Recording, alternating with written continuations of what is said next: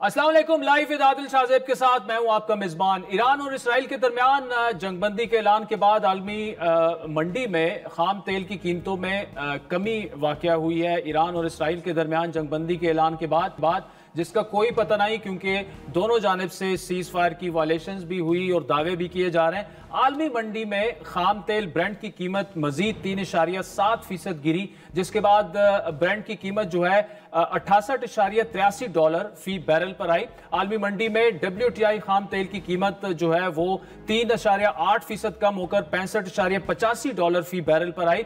लेकिन इससे पहले ईरानी जोहरी तनसीबात पर अमरीकी हमलों के बाद ईरान की पार्लियामेंट ने अपनाए हुर्मुज को बंद करने की मंजूरी दी थी, जिसके बाद पाकिस्तान समेत खित्ते में ऑयल की किल्लत का खतरा मंडलाने लगा और पाकिस्तान में तेल की कंपनीज जो हैं योमिया फरोख्त से ज्यादा पेट्रोल देने पर उन्होंने पाबंदी लगा दी। लेकिन वफाकी वजीर बराए पेट्रोलियम अली परवेज मलिक ने अपने एक बयान में यह कहा था कि मुल्क में पेट्रोलियम मसनूआत के मुनासिब स्टॉक्स वो हमारे पास मौजूद है।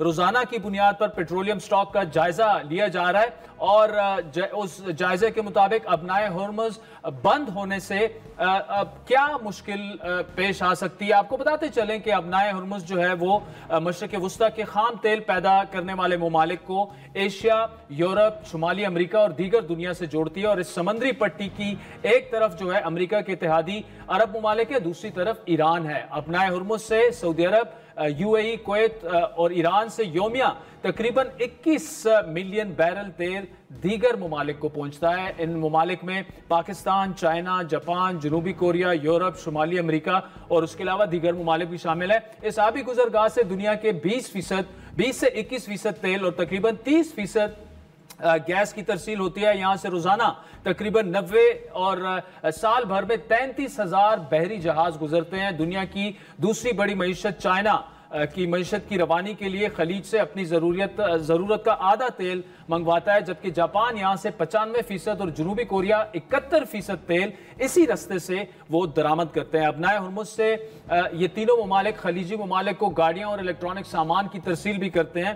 अब जो जंग अभी तक हो चुकी है उसका इकोनॉमिक इम्पैक्ट जो है वो अभी तक क्या हुआ, और खुदा ना ख्वास्ता अगर सीज फायर जिस तरह से वायलेशन दोनों जानिब से हुई, अगर ऑल आउट वॉर की तरफ दोबारा ये मामला चला जाता है तो फिर क्या होगा। तमाम मामला पर बात करेंगे। हमारे साथ मौजूद होंगे साबिक वजीर खजाना डॉक्टर मिफ्ता इस्माइल, इस वक्त हमारे साथ मौजूद हैं माहिर मशरिक वुस्ता उमूर प्रोफेसर अदील मलिक और दिफाई उमूर के मारूफ तज्जियाकार ब्रिगेडियर रिटायर्ड राशिद वली साहब। प्रोफेसर अदील मलिक साहब, thank you so much for joining us. जब ये कॉन्फ्लिक्ट शुरू हुआ तो आपसे तफसीली गुफ्तगू हुई। अब सीज फायर हो चुका है, लेकिन एक दफा फिर दोनों जानिब से वायलेशंस और उसकी बातें हो रही हैं। किस जानिब ये मामला आप जाते देख रहे हैं, और दूसरा अमेरिका का अपने आप को एक तरीके से डिस्टेंट करना, इसराइल की मजम्मत करना, कैसे देख रहे हैं आप इसको सर? देखिए, एक तो हमेशा ये होता है कि जब भी सीज फायर होती है तो इसराइल की कोशिश होती है कि वो एक अपर हैंड उसका रहे। तो मेरे ख्याल में कोई एक मिसाइल जो था वो ईरान से आ रहा था, वो उस सीज फायर के टाइम के बाद आया, तो इसराइल ने उसको एक बहाना बना के तो एक और अटैक लॉन्च कर लिया। लेकिन जो प्रेसिडेंट ट्रंप का रिएक्शन है वो बहुत ही सख्त है, और उन्होंने खास तौर पर नेतन्याहू साहब को फोन करके और उनको कहा है कि फौरी तौर पे सीज फायर होनी चाहिए, जो भी जहाज हवा में है उनको वापस भेजा जाए। तो मुझे ये महसूस हो रहा है कि अमेरिका के अंदर एक खास तरह की तकसीम है इस पूरे मामले में। मुझे लगता है कि उसे घसीटा गया ईरान के मामले में, और जाहिर है जो लॉबीज काम करती हैं उनको डिफाई करना बहुत मुश्किल होता है। तो चुनाचे अमेरिका ने फौरन जहाज भेजे, B-52 बॉम्बर भेजे, लेकिन फौरी तौर पे इस चीज़ की रियलाइजेशन है कि हम इस जंग में बहुत देर तक नहीं रह सकते।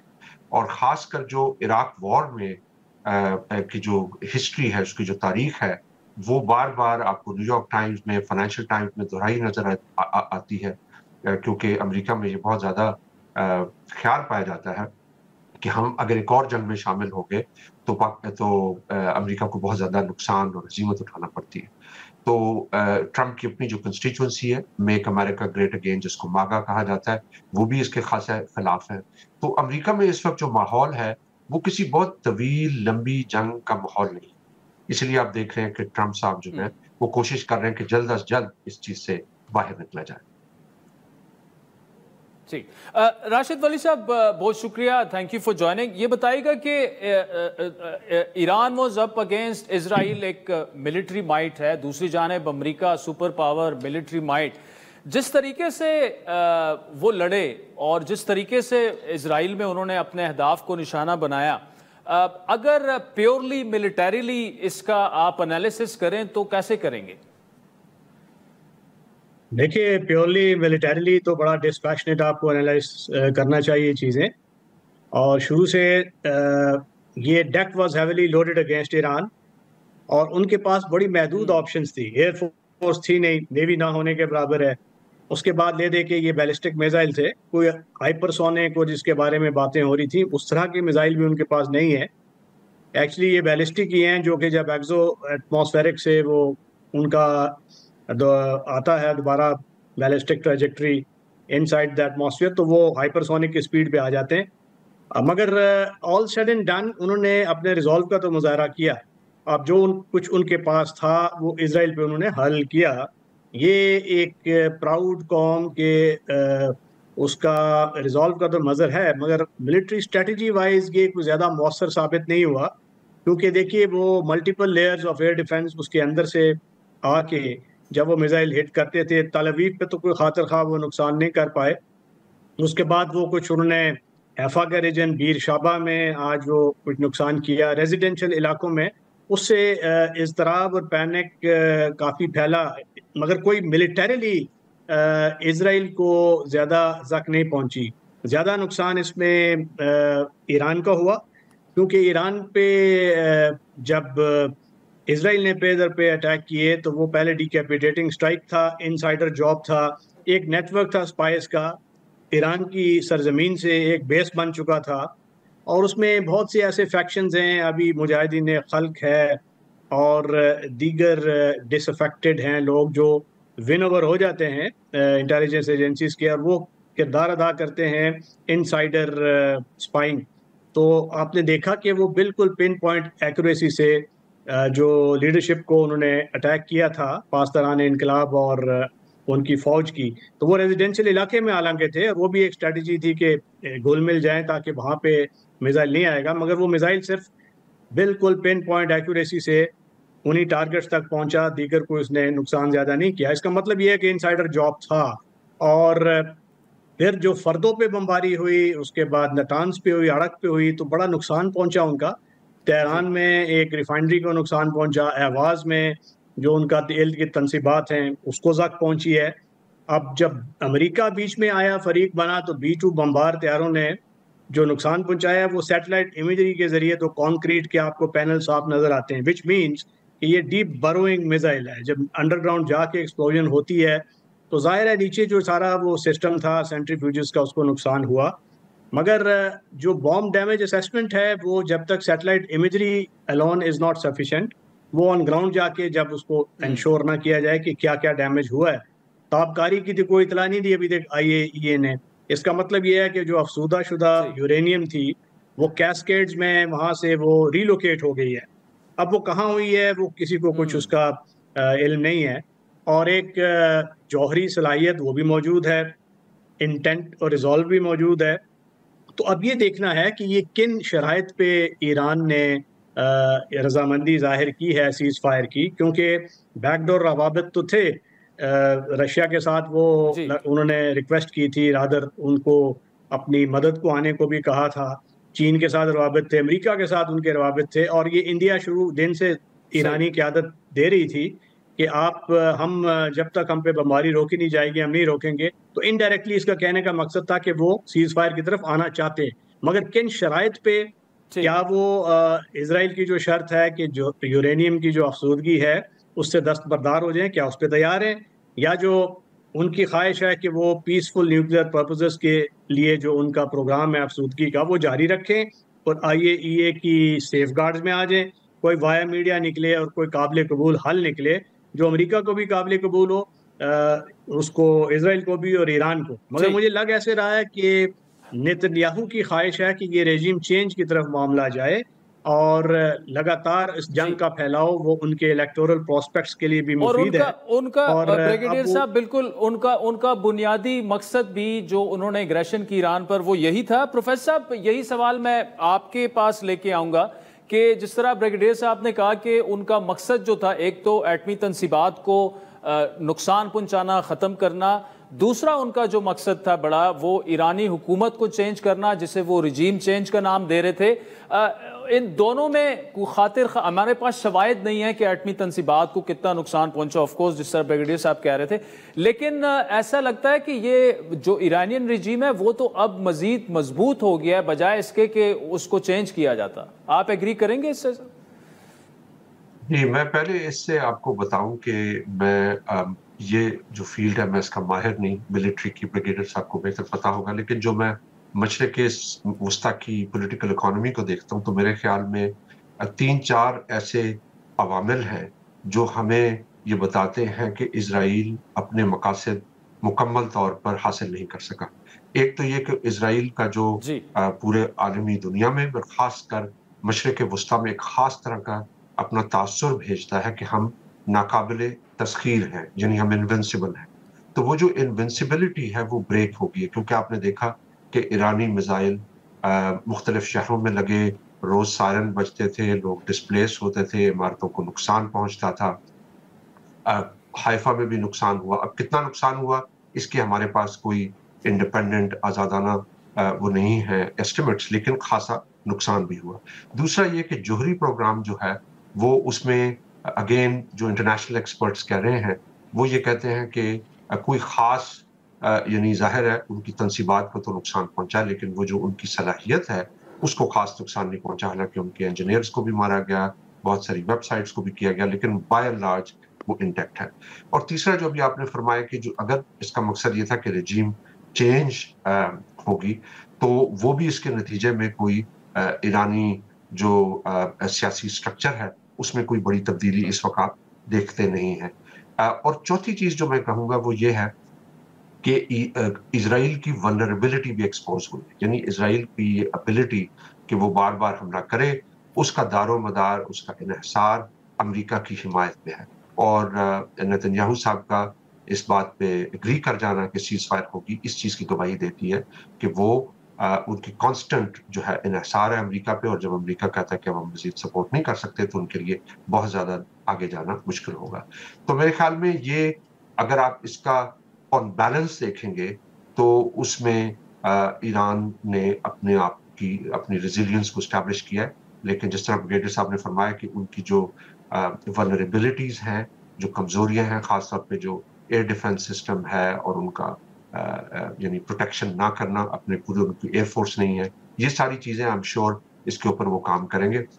میرے خیال میں ایک لحاظ سے جو بہت بڑا اس کا اثر ہوگا وہ ایران کی معاشرے کے اندر ہوگا. جس طرح میں اکثر پروگراموں میں کہتا رہا ہوں کہ ایران میں مختلف طبقات ہیں اور ان کے درمیان جس طرح کسی بھی معاشرے میں ہوتا ہے مختلف طرح کے نقطہ نظر ہے. اس میں آپ دیکھیں گے کہ اب زیادہ سے زیادہ ایران کا جو ایگزسٹینشل تھریٹ ہے، جو ہمارے ہاں بھی ہندوستان پاکستان کے معرکے کے بعد آیا کہ لوگوں کو یہ فیل ہوتا ہے کہ ہمیں ایک ایگزسٹینشل تھریٹ ہے، ہمارے وجود کو خطرہ ہے، چنانچہ ہمیں جو قومی سلامتی ہے اس کو آگے لے کے جانا پڑے گا. لیکن اس کے باوجود آنے والے سالوں میں میرے خیال میں جو بہت بڑا ایک چیلنج درپیش ہوگا ایرانی حکومت کو وہ یہ کہ وہ کیسے سینکشن سے باہر نکلیں اور اپنی معیشت کے لیے آسانیاں پیدا کریں، کیونکہ پچھلے جو 7-8 سالوں کی سینکشنز ہیں اس نے ایرانی معیشت کی کمر توڑ دی ہے. ان کا جو متوسط طبقہ ہے وہ بھی بہت زیادہ سفر کر رہا ہے اور ان کی حکومت کے خلاف تھوڑے یعنی اپوزیشن بھی رہی ہے. تو ایرانی حکومت کا دل ہوگا کہ وہ کسی طرح کی ایسی ڈیل ہو کہ جس سے یا انٹیگریشن ہو انٹرنیشنل اکانومی کے ساتھ جس سے ان کی معیشت کا پہیہ چلے. لیکن ظاہر ہے کہ وہ لابیز جو ایران کو ایک جوہری طاقت نہیں دیکھنا چاہتی وہ ایک مضبوط ایران بھی نہیں دیکھنا چاہتی. ہمارے لیے پاکستان کے لیے میرے خیال میں یہ خوشائند بات ہے کہ ایک آزاد خود مختار ایران ہمارے بارڈر پہ بہتر ہے کمپیئر ٹو ایسا ایران کہ جو پراکسیز ہو دوسری پاورز کی. تو ہمیں بھی اب بہت دیکھ سمجھ کے آگے چلنا ہے اور جو ایران کو چیلنجز درپیش رہے ہیں ابھی تک وہ ہمیں بھی درپیش ہے. ہمارے ہاں زیادہ اسٹریٹجک کلیئرٹی ہے، ہماری ملٹری ڈیفنس بھی بہتر ہے جس طرح ہندوستان کے ساتھ ہماری جنگ تھی اس میں سامنے آیا، لیکن ہماری جو اندرونی خلفشار ہے اور اندرونی محاذ پہ بہت سارے چیلنجز ہیں، ان کو ہمارے پالیسی ساز لوگوں کو اچھے طریقے سے ریزالو کرنا پڑے گا۔ ناظرین، وقت ہو چاہتا ہے ایک بریک کا، جس کے بعد یہ گفتگو جاری رکھیں گے۔ ویلکم بیک ناظرین، آکسفورڈ سے ہمارے ساتھ موجود ہیں پروفیسر عدیل ملک اور دفاعی تجزیہ کار بریگیڈیئر ریٹائرڈ راشد ولی صاحب بھی ہمارے ساتھ موجود ہیں۔ بریگیڈیئر صاحب، جو پروفیسر صاحب نے آخر میں بات کی پاکستان کے کانٹیکسٹ میں، پاکستان نے جس طرح سے انڈیا کے ساتھ کانفلکٹ میں ایک اپر ہینڈ ہمیں حاصل ہوا، اور ساؤتھ ایشیا میں ایک جو مائٹی انڈیا کا کانسیپٹ تھا ماڈرن کنونشنل وارفیئر میں، وہ اور یہ ڈیفنس تھنک ٹینکس یہ کہہ رہے ہیں کہ وہ اس کانفلکٹ کے نتیجے میں وہ کافی ڈیمیج ہوا ہے۔ اب پاکستان کی آگے اسٹریٹجی جو ہے وہ کیا ہونی چاہیے جو خطے کی موجودہ صورتحال بن گئی ہے اس میں؟ دیکھیے، پاکستان کو بہت کیئرفل رہنے کی ضرورت ہے۔ آپریشن سندور بقول پرائم منسٹر مودی ختم نہیں ہوا، وہ زخم خوردہ ایک اینٹی ہے اور آئیڈیالوجیکلی بہت ایکسٹریمسٹ فرنج ہے، جن کی بنیاد ہی نفرت پہ ہے انٹرنلی، اور وہ اس سے ابھی تک صرف نظر نہیں کیا، اس شکست سے انہوں نے، اور ریکنسائل نہیں کیا۔ وہ ضرور موقع کی طاق میں ہوں گے، اپرچون مومنٹ دیکھ کے وہ دوبارہ حملہ کریں گے۔ سو ہمیں بہت کیئرفل رہنا پڑے گا، سفارتی محاذ پہ بھی اور اندرونی محاذ پہ بھی، اور اپنا پاؤڈر ہمیں ڈرائی رکھنا ہے۔ ہماری آرم فورسز میں کنونشنل ڈیٹرنس کی بھی اور نیوکلیر ڈیٹرنس دونوں کی بڑی اچھی صلاحیت موجود ہے، تو بھارت کو جو نیکسٹ ٹائم یہ سٹیپ لینے سے پہلے کئی مرتبہ سوچنا پڑے گا، مگر چوکے گا نہیں وہ۔ یہ میری یہ اسیسمنٹ ہے کہ وہ ایک مرتبہ دوبارہ کوشش کرے گا، انلیس کوئی اندر سے کوئی پولیٹیکل چینج آئے، بھارت کے کوئی سوچ میں تبدیلی آئے۔ اور دوسرا، خطے میں دیکھیے اس وقت بھارت کا جو کردار ہے، ایران میں چابہار ہمیں معلوم ہے کہ وہ ایک بیس بن چکا تھا را کا، اور اس میں وہ موساد کے ساتھ مل کے پاکستان کے خلاف بھی کارروائی کر رہے تھے۔ اب ایران کو بھی یہ باور ہو جانا چاہیے کہ ایران کے خلاف بھی وہ درپردہ موساد کی سپورٹ کر رہے تھے۔ یہ سارا جو اسپائس کا جال پھیلا، اس میں را کی معاونت شامل تھی، اور یہ بڑا خطرناک ایک سینیریو ہے۔ اب کچھ اطلاعات آ رہی ہیں کہ عراقی کردستان سے بھی معاونت ہوئی جو موساد کی، اور وہاں پہ موساد نے بڑا کلٹیویٹ کیا ہوا تھا ویسٹرن عراق کو، اس کا ویسٹ آف ایران، اس کو ڈی اسٹیبلائز کرنے کے لیے۔ اور اب عراقی کردستان بھی ایک ماڈل تھا۔ اب اگر یہ معاملہ بیلکنائزیشن آف ایران کی طرف جاتا، رجیم چینج اور آگے کوئی اور کمپلیکیشن ہوتی، تو ہمارا جو بلوچستان کا سیستان کا علاقہ ہے ایران کے ساتھ ملحق، وہاں پہ بی ایل اے ایکٹیو ہے، اور اس کو وہ یہ جو غیر ملکی قوتیں ہیں وہ اس ماڈل کی طرف لے جانے کا بھی سوچ سکتی تھیں۔ سو ہمیں بہت اسی لیے پھونک کے میرا خیال ہے پاکستانی قیادت نے قدم رکھا، اور ہماری سفارتکاری جو پاپولر سفارتکاری نہیں تھی، مگر اس نے کچھ ایسے فیصلے کیے جس سے ہمارا فورٹیفائی ہوا جو نیشنل سیکیورٹی، اور ہم نے اپنے کارڈز بہت اچھی طریقے سے ہماری قیادت نے کھیلے ہیں۔ اور اس وقت چونکہ امریکہ نے بھی اس چیز کا اعتراف کیا ہے کہ پاکستان کا جو اس میں سفارتی سطح پہ، فوجی سطح پہ بڑا رسپانسبل ایک بیہیویئر رہا ہے، اسی طرح میں ایکٹیو رہنا ہے۔ اور ایران کی تو ہم نے دیکھیے 3 ممالک تھے، روس تھا، پاکستان تھا اور چائنا تھا، جو سیکورٹی کونسل میں گئے ہیں جنگ رکوانے کے لیے۔ شروع دن سے پاکستان کا کنسسٹنٹ موٹیو یہ رہا ہے کہ ہم ایران کی سپورٹ کرتے ہیں، اس کی سلامتی کی بھی، اور ہم کنڈیم کرتے ہیں یہ جو اسرائیل کی ایگریشن۔ تو یہ وہاں پہ حالات ہیں، اور اب اس وقت چونکہ میں یہ سمجھتا ہوں کہ 2 ریڈ لائنز ہیں۔ ایک اسرائیلی ریڈ لائن ہے جو چاہتا ہے کہ یہ کمپلیٹلی ڈائیویسٹ ہو جائے نیوکلیئر انریچمنٹ سے ایران، اور اگر اس میں ایرانی رضامند نہ ہوں تو پھر ان کا ریجیم چینج میں سے بھی گریز نہ کیا جائے۔ اور دوسری ایک پریزیڈنٹ ٹرمپ کا ذہن ہے، جو ان کی انٹینشنز ہیں پیس پرائز لینے کی بھی، وہ چاہتے ہیں کہ ان کے فیدر میں یہ کیپ آئے، مگر وہ کیسے آئے گا جب یہ کوئی قابل قبول حل کی طرف نہیں جائیں گے۔ تو وہ یہ چاہتے ہیں کہ وہ کوئی ایران کو بھی جو قابل قبول حل ہو، جیسے کہ جے سی پی او کی پرانی وہ جو یورینیم کی ایک سطح تھی جہاں پہ وہ رکھ کے مان گئے تھے کہ یہ پیسفل نیوکلیئر پرپزز کے لیے یہ ہے، اگر اس پہ بھی وہ منوا لیتے ہیں، اسرائیل کو پرسویٹ کر لیتے ہیں، نیتنیاہو مان جاتا ہے، تو یہ امن کی طرف معاملہ جائے گا، ورنہ یہ نیگیٹو پیس ہے. اب منفی پیس میں مضمرات ہوتے ہیں جنگ کے، تو یہ بڑی ڈیلیکیٹ سچویشن ہے. اسرائیل کسی بھی وقت اس کو سیبوتاج کر سکتا ہے، کیونکہ نیتن یاہو کے انٹرسٹ میں نہیں ہے اس جنگ کو روکنا. ٹھیک ہے پروفیسر صاحب، آخری منٹ ہمارے پاس، آپ کا لاسٹ کمنٹ جی جو بریگیڈیئر صاحب نے کہا. دیکھیں، ہمارے لیے جو بہت بڑا اس میں سبق ہے وہ یہ ہے کہ پہلے ایک زمانے میں ہم پاکستان کی سیاست کو، اس کی قومی سلامتی کو ہندوستان کے ساتھ دیکھتے تھے، صرف جنوبی ایشیا میں. اب جنوبی ایشیا اور لارجر ویسٹرن ایشیا اور مشرق وسطیٰ کا آپس میں ربط باہم ہو چکا ہے. اور خاص طور پہ یہ جو ہندوتوا کا پروجیکٹ ہے اور جو زائنسٹ پروجیکٹ ہے، یہ دونوں ایک دوسرے میں مرج کر رہے ہیں. اس لیے ہمیں اب دیکھنا پڑے گا کہ اسرائیل کس طرح کی پالیسیاں اپناتا ہے مشرق وسطیٰ میں، کس طرح بالکنائزیشن کرتا ہے، کس طرح معیشتوں کو ایک ڈیپینڈنٹ رکھتا ہے، مجبور رکھتا ہے، ایک دوسرے پہ کسی علیحدہ رکھتا ہے. اس اسٹریٹجی کو ہمیں سمجھنا چاہیے اور اپنے ملک میں آلریڈی اس کے لحاظ سے سینیریوز بنانے چاہیے، کیونکہ اب وہ وقت ختم ہو چکا کہ جنوبی ایشیا اور مشرق وسطیٰ دو مختلف قومی سلامتی کے مسئلے تھے. اب دونوں آپس میں مل رہے ہیں. یہ ہمارے لیے بہت بڑی ریئلائزیشن ہونی چاہیے. چل پروفیسر عدیل ملک صاحب، بریگیڈیئر ریٹائرڈ راشد ولی صاحب، thank you so much for joining us. وقت ہو چاہتا ہے ایک بریک کا، جس کے بعد سابق وزیر خزانہ ڈاکٹر مفتاح اسماعیل صاحب ہمیں جوائن کریں گے. ویلکم بیک ناظرین. بریک سے پہلے آپ نے پروفیسر عدیل ملک اور بریگیڈیئر ریٹائرڈ راشد ولی کی گفتگو سنی. اس وقت اس جنگ کا اکنامک امپیکٹ کیا رہا، کیا مزید ہو سکتا ہے؟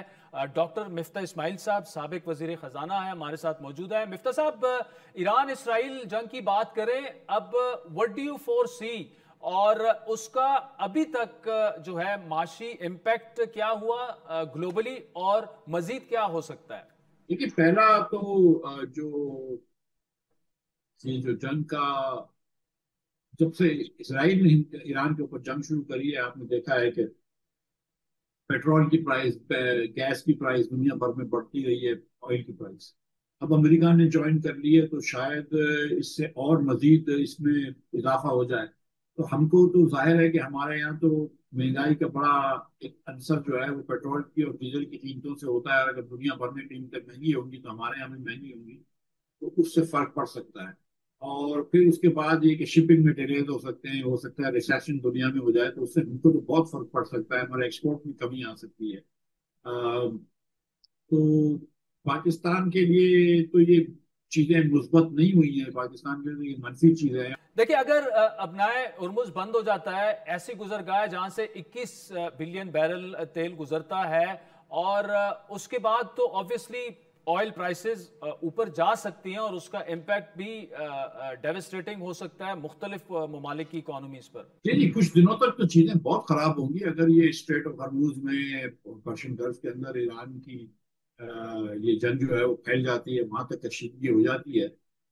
تو اس سے بہت زیادہ چیزیں پھیلیں گی، اور پھر بات تو بڑی آگے تک بڑھ جائے گی. اللہ نما کرے، یہ تو خدا نخواستہ ہم کو پتہ نہیں کس قسم کی جنگ میں دھکیل سکتے ہیں. آپ جانتے ہیں کہ رشیا کے فورن منسٹر جو ہیں وہ ایران کے فورن منسٹر جو ہیں وہ رشیا جانے کی بات کر رہے ہیں. یہ بات طے ہے کہ ایران کی فوج جو ہے وہ بہت کمزور نکلی. یہ بات طے ہے کہ ایران جتنی باتیں کرتا تھا اتنی باتوں کو بیک اپ نہیں کر سکا. جیسے مثال کے طور پر ہماری پاکستان کی فوج نے 2 گھنٹے کے اندر پہلی رات کو 6-7 کی مئی کی رات کو دکھا دیا دنیا کو کہ ہم کو جہاز اڑانے آتے ہیں اور جہاز دوسروں پہ گرانے آتے ہیں. ایران کی فوج یہ کہیں نہیں کر سکی اب تک، لیکن کچھ مثل ضرور مارے ہیں اسرائیل میں. لیکن اس وقت ایران کا جو سامنا ہے وہ امریکہ اور اسرائیل سے ہے، تو ایران بہت مشکل میں ہے. لیکن مجھے نہیں لگتا کہ اب تک ایران کی جو بھی جتنا بھی پسپا کیا گیا ایران کو کہ یہ جنگ ختم ہوئی ہے، اور مجھے لگتا ہے کہ ابھی اس کے جو اثرات ہیں وہ کافی عرصے تک چلیں گے. تو مجھے اس پہ دنیا بھر کی منڈیوں میں، مارکیٹوں میں اور تیل کی قیمتوں میں بھی اس کے اثرات نظر آتے ہیں. اچھا دیکھیں، سیز فائر کے بعد اگر دوبارہ آل آؤٹ وار کی طرف چلی جاتی ہے بات، کیونکہ اسرائیل کا اصل مقصد جو تھا وہ رجیم چینج تھا، ایسے میں پاکستان کی اسٹریٹجی کیا ہونی چاہیے؟ دیکھیے، سب سے پہلی جو ضرورت پاکستان کے پاس ہے وہ اسٹرینتھ کی ہے. ٹھیک ہے. People respect strength. آج جو پاکستان کی دنیا بھر میں عزت ہو رہی ہے, جو فیلڈ مارشل کو ڈونلڈ ٹرمپ نے بلایا تھا, یہ سب کچھ نہیں ہوتا اگر اس دن ہندوستان یہاں پہ حملے کر کے چلے جاتا اور ہم کچھ نہیں کرتے. لیکن کیونکہ ہم نے ان کے 6 جہاز اس دن گرا دیے, تو عزت تو دنیا دیکھیں, طاقت کو عزت ملتی ہے. سچی بات میں آپ کو بتا. دوسرا یہ کہ آپ نے دیکھ لیا کہ سیریا میں کیا ہوا, آپ نے دیکھ لیا عراق میں کیا ہوا, آپ نے دیکھ لیا کہ لیبیا میں کیا ہوا, کہ جب بہت دیر تک حکومتیں 40 سال تک نہیں ہٹتی, محمد قذافی نہیں ہٹ رہے تھے سیریا میں, حافظ الاسد اور ان کے بعد ان کے بیٹے بشار الاسد نے اپنے لوگوں کو قتل عام کرنا مناسب سمجھا لیکن اپنی حکومت نہیں چھوڑی. اسی طرح عراق میں بھی ختم ہو گیا عراق جنگوں کے اندر. تو یہ رجیم چینج وغیرہ جو ہے نا, یہ امریکہ کے لیے یا مغربی ممالک کے لیے کہنا آسان ہوتا ہے. ان کو بیٹھے بیٹھے دور سے یہ رجیم چینج ہوتے ہوتے ادھر بڑی شہادتیں ہو جاتی ہیں, لاکھوں لوگ مر جاتے ہیں اور ممالک تباہ ہو جاتے ہیں. اور یہ رجیم چینج ہو جائے اس کے بعد ایران کے کتنے حصے ہوتے ہیں یا ایران ایک ہی حصے میں رہتا ہے اور کیا ہوتا ہے یہ نہیں پتا. ہمارے پاس ایک چیز جو ہے کہ گو کہ ہماری جمہوریت نہیں ہے ہمارے ملک میں, اس قسم کی جمہوریت نہیں ہے جس کو ہم جمہوریت سمجھتے ہیں. لیکن کم از کم یہ ہے کہ ہمارے ملک کو اللہ کی مہربانی سے ٹوٹنے کا ڈر نہیں ہے, اور کوئی دوسرا ملک آگے رجیم چینج نہیں کر سکتا. ہمارے پاس اتنی اسٹرینتھ ہے, اور خدا نہ خاصہ اگر کچھ ہو جاتا ہے تو ہماری فوج جو ہے وہ حکومت کو ڈائریکٹ کنٹرول بھی کر سکتی ہے. ایران کے اندر ایک تو یہ ہو سکتا ہے کہ اگر ایران کا یہ جو اسلامک ریولوشنری گارڈ ختم ہوتا ہے, اور یہ it is very hated by the Iranian people, Iran کے لوگ جو ہیں وہ ایک کافی ان کی ذہن جو ہے وہ مختلف ہے, جو 40 سال 45 سال سے بیٹھے ہوئے ہیں. ایرانی اگر فری ووٹ ملے تو ایک دن میں ان کو نہ رہے. This is a really truly hated regime. اور دا فیکٹ کہ ہر تیسرا بندہ ان کا ایران کا سیکورٹی کا موساد کا ایجنٹ نکل رہا ہے, آپ کو پتا دیتا ہے یہ کہ کتنا یہ ان کا ملک جو ہے وہ حکومت ان کی ہیٹڈ ہے. لیکن نن دا لیس حکومت ہے, اور وہاں پہ مجھے نہیں لگ رہا کہ ایران کی ایک آرمی تیار ہے کہ وہ کل جا کے حکومت کنٹرول کر لے. ان کی آرمی بھی مجھے نہیں لگتا کہ اس کے اوپر ریولوشنری گارڈ بیٹھے ہوئے ہیں. ایک اور بھی قسم کی آرمی ہے, وہ 2-3 حصوں میں بٹی ہوئی ہے. تو مجھے نہیں لگتا کہ وہ بھی کنٹرول کر سکے. تو پاکستان کو تو جو کرنا چاہیے اس پیش نظر یہ کہ بھائی اپنا کام سے کام رکھیں ہم, لیکن ہمارے پاس اسٹرینتھ ایسی ہونی چاہیے کہ نہ ہمارے مشرقی بارڈر سے کوئی ہم کو تنگ کر سکے بالخصوص, اور نہ ہمارے مغربی یا ہمارے شمالی بارڈر. مفتاح اسماعیل صاحب, آپ ہمارے ساتھ موجود رہے گا. ناظرین, بریک کے بعد سابق وزیر خزانہ سے گفتگو جاری رہے. ویلکم بیک ناظرین, ڈاکٹر مفتاح اسماعیل صاحب ہمارے ساتھ موجود ہیں. اچھا, جب سے انڈیا پاکستان کانفلکٹ والا معاملہ ہوا, ڈونلڈ ٹرمپ نے سیز فائر کروایا اور 16-17 بار انہوں نے یہ بات دہرائی کہ میں نے کردار ادا کیا, لیکن انڈیا اسے ڈینائی کرتا ہے. اب انڈیا کو obviously ڈپلومیٹکلی سپیکنگ امبیرسمنٹ بھی ہوئی, لیکن اس میں ایک پوائنٹ آف ویو یہ بھی ہے کہ وہ پریشر ڈال رہے ہیں India per when it comes to tariff, اور یہ ایک تجارتی وہ گیم کھیل رہے ہیں. ایپل کو انہوں نے آنے سے روکا, اس کے بعد ٹیسلا کو وہاں پلانٹ لگانے سے روکا. اس پوری صورتحال کو آپ کیسے انالائز کریں گے, کیونکہ انڈیا اور امریکہ کی جو ٹریڈ ہے سالانہ $140 بلین ہے, تو ڈونلڈ ٹرمپ کیوں یہ کر رہے ہیں آپ کے خیال میں؟ دیکھیے, میرا نہیں خیال ہے کہ وہ ریلیشنز ہندوستان سے خراب کرنا چاہ رہے ہیں. میں بالکل یہ نہیں سمجھتا کہ وہ ہندوستان سے ریلیشن خراب کرنا چاہ رہے ہیں. اور میں یہ بھی سمجھتا ہوں کہ ٹرمپ صاحب کی یہ جو سینس ہے کہ وہ آئی فون ہندوستان میں نہیں بننے دیں گے یا چین میں نہیں بننے دیں گے اور امریکہ میں بنا لیں گے, تو وہ بھی بڑا مشکل ہے. آئی فون وغیرہ جو ہے اس کی جو لو ٹیک ورک ہوتا ہے, امریکہ کے پاس ہائی ٹیک دنیا کا کام ہے. جب امریکہ کے پاس وہ لائرز ہیں کہ جو $200-300 گھنٹے کے کام کرتے ہیں, اور وہ آئی ٹی پروگرامر ہیں جو $200 گھنٹے کا کام کرتے ہیں, تو ان کو کیا ضرورت ہے کہ $12 پر آور کی مینوئل ورک کرے آئی فون کو جوڑنے کا یا ٹیکسٹائل کے اندر کپڑے سینے کا. تو یہ میری ٹرمپ کی منطق سمجھ میں نہیں آتی ہے مجھے, اور یہ کیونکہ یہ اکنامک لاجک کے خلاف ہے تو منطق کامیاب بھی نہیں ہوگی. لیکن ہندوستان سے جو ایک ہندوستان کا ایک جو بڑا وہ تھا نا کہ ہم تو بہت بڑی قوت بن گئے ہیں اور ہم تو پتہ نہیں اب ساؤتھ ایشیا میں کیا ایشیا کے اندر سیکیورٹی گارنٹیاں دے رہے ہیں اور یہ سب کچھ کر رہے ہیں. تو یار دنیا بولتی ہے کہ بھائی تم 200 کلومیٹر تو پاکستان کے قریب جا نہیں سکتے ہو. مطلب ہندوستان نے 3 دن جنگ کے دوران جو ہے وہ اپنے جہاز ہمارے بارڈر سے 200 کلومیٹر تک دور ہی رکھتے تھے کہ جیسے ہی ادھر آئیں گے وہ ٹھک کر کے گرا دے گا پاکستانی. تو بولے یار اب تم تھوڑا سا مطلب ہولے ہاتھ رکھ کر ہلکا بات کر.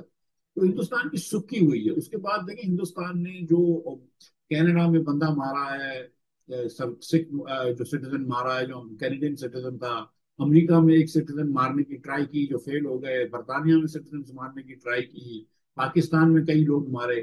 تو ایک ہندوستان، ان کو یہ بات بھی سمجھ میں آئی ہے کہ ہندوستان یہ دیگر دنیا میں چیزیں کرا رہا ہے. اور جو سب سے بڑی چیز ہوئی ہے نا، وہ یہ ہوئی ہے کہ یہ جو پہلگام کا اٹیک ہوا، جس کے بعد ہندوستان نے ہم پہ اٹیک کیا، ہندوستان نے ہر چیز دنیا میں دکھا دی ماں سوائے اس کے کہ ایک پیسے کا ثبوت دیتا ہے کہ پاکستان اس میں کوئی انوالو تھا. اور کیونکہ اللہ کی مہربانی سے پاکستان انوالو نہیں تھا اور ہندوستان کے پاس کوئی چیز ہی نہیں ہے دینے کے لیے، کوئی پاکستانی بھی نہیں دیکھ سکے، تو دنیا بھی بلیو نہیں کر رہی ہے. یار دنیا کو ایسا لگ رہا ہے کہ تم کو تو شوق تھا مارنے کا. پھر وہ بات نہیں رہتی ہے کہ ایک تو آپ نے بغیر کسی وجہ کے پاکستان سے جنگ چھیڑی اور پھر جیتے بھی نہیں. پوری ہندوستان کی سکھی ہوئی ہے. باقی ٹرمپ ہندوستان کے خلاف نہیں ہے، میرا نہیں خیال ہے کہ وہ ان سے کچھ خراب وہ کر رہا ہے، لیکن وہ اپنے ٹرمپ کا اور ہندوستان کا اور امریکہ کا ایک تھوڑا سا اکنامک کمپٹیشن ہے.